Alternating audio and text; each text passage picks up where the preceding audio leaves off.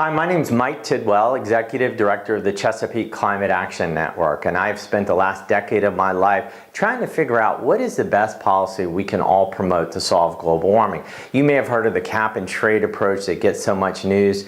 There's also carbon tax, but I'm here to tell you that I think the best policy by far is something called cap and dividend. That's cap and dividend. Now, during these troubled economic times where people are so concerned about income and jobs, and at the same time concerned increasingly about global warming, cap and dividend is the perfect policy. It makes economic sense, it makes climate sense. Now, it involves no Wall Street trading, no loopholes, no gaming, no complexity like that. It gives nothing away for free to polluters, but it does give every American a carbon check every month. In fact, almost all Americans will have their incomes increase, literally increase, while we solve global warming.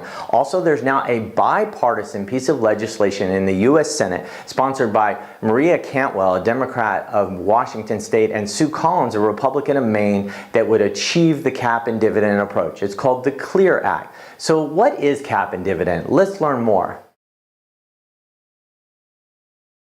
Well, before we can answer that question, we have to answer another question, which is who owns it? Who actually owns the sky? There are many people who would think that the sky is sort of like a national park. The government owns it. Let the government figure out how to solve global warming and carbon pollution. There are others who say, well, you know, since it's the corporations who actually put the pollution into the sky, why don't we let them figure it out? You know, have them come up with the best solution for them, the corporations.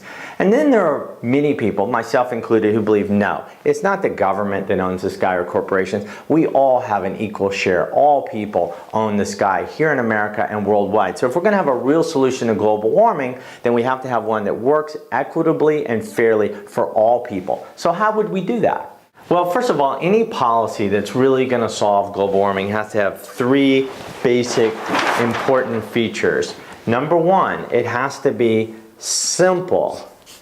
It can't be really complicated. It needs to be simple. Number two, it needs to be fair. Has to treat all people fairly and justly. And number three, it needs to be built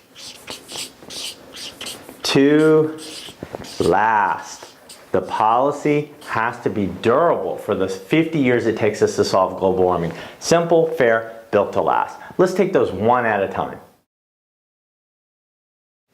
Simple. The Cantwell-Collins CLEAR Act is very simple in its approach to cap and dividend.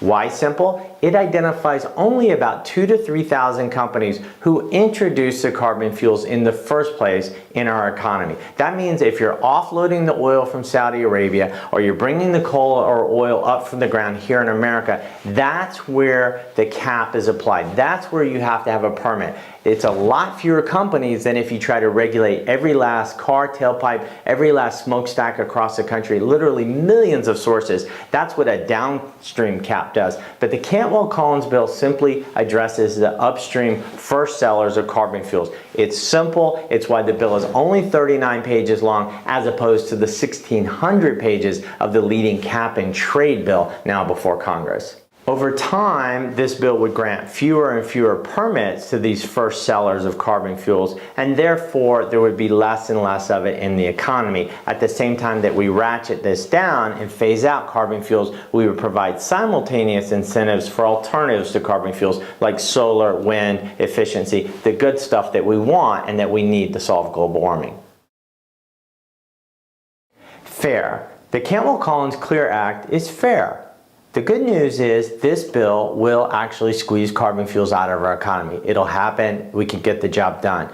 The bad news, however, is that energy prices are going to go up. You're going to pay more for gasoline at the pump. You're going to pay more for coal-fired electricity. Now, that doesn't sound very fair. You're going to pay more for energy. But the good news is that under the CLEAR Act, you actually get a dividend that protects you from these rising energy prices. How does that work? Well, all the companies who are introducing the carbon fuels into the economy economy, they have to buy a permit at auction, and that money, an overwhelming majority of it, goes straight to the U.S. Treasury, 75% of it. And what happens to the money once it gets there? It's simply divided by 300 million. That's how many Americans there are in this country. Every American with a Social Security check will get a dividend. In the early years, it'll just be a few dollars, but over time, it'll represent thousands of dollars per household in America over the coming years. It will protect 80% of Americans from rising energy prices. Either Americans will break even or actually come out ahead because their monthly dividend will be greater than the increase in energy prices they're paying.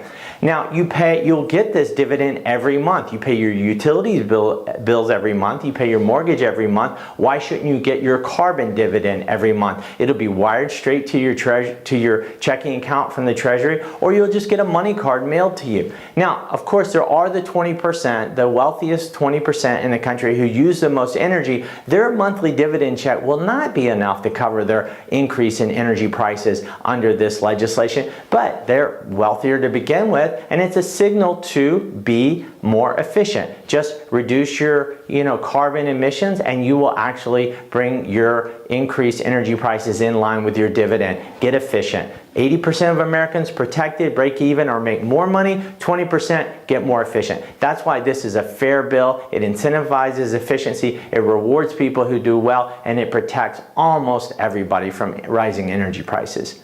So we're going to take 3/4 of all the money generated from the polluters under this carbon cap, and we're going to give it back directly to the American people. But what are we going to do with that other 1/4, the 25% of the other money from the revenue? Well, that's simple. That's the part of the money under the Cantwell-Collins Clear Act that will be invested directly into the green economy. This is money earmarked for weatherization programs, solar installations, green jobs, even helping to stop deforestation, and also to regulate and reduce non-carbon dioxide greenhouse gas pollution like methane and other super greenhouse gases like that. That's how this bill really helps to solve global warming. So it provides dividends. It also invests directly in the green economy and approaching and reducing these other non-carbon dioxide greenhouse gases. It's a really good balance, and it really, really will work. Now we come to the last feature of this policy to fight global warming, built to last. Why are we going to give every American the same dividend check every month, whether you're rich, poor, or in between? Why? Because that's how we make it durable. That's how we make it built to last. President Franklin Delano Roosevelt in the 1930s, when he was forming the Social Security system, he knew that if he made Social Security a universal and equitable system, it would be built to last. If you give every American the same check every month once they retire, whether they're rich, poor, or in between, then you make the system universal. Why did he do that? Because Roosevelt knew the political brilliance of it. If everybody got a check, then no future Congress, no future president would ever be able to take that money away. There'd be too many people fighting against any change because everybody was involved in Social Security. And he was right. The Social Security system has survived 70 years. It has survived multiple recessions, multiple presidencies in Congress. We need the same thing with our global warming solution. By giving an equitable universal dividend to every American, no matter what their income, then you make this system built to last. It will survive into the 2050s and the 2060s. It'll survive the next 10 presidential administrations. The next 25 Congresses. No one will be able to stop it and take it away because Americans will come to count on their carbon dividend every month. They'll understand why they're getting it. They'll respect it, and it will be a system that's fair, universal, equitable, and built to last. That's the genius of the Cantwell-Collins Clear Act, is that it takes advantage of this same political genius and durability. So to go back to where we started, the Cantwell-Collins Clear Act is simple, fair, and built to last. And over the next few months, as you hear people argue for different solutions to global warming on Capitol Hill, whether it be cap and trade, a carbon tax, an energy bill of some kind, ask yourself, is it simple? Is it fair? Is it built to last? And will it get the job done? I think when you look at the Cantwell-Collins bill, you'll see that it's all of these features, and it will actually work. And during a time of economic challenge, when Americans not only want to solve global warming, but want their incomes to go up, not down, they want more jobs, not fewer, I think the Cantwell-Collins bill is perfectly and exactly what we need right now in America.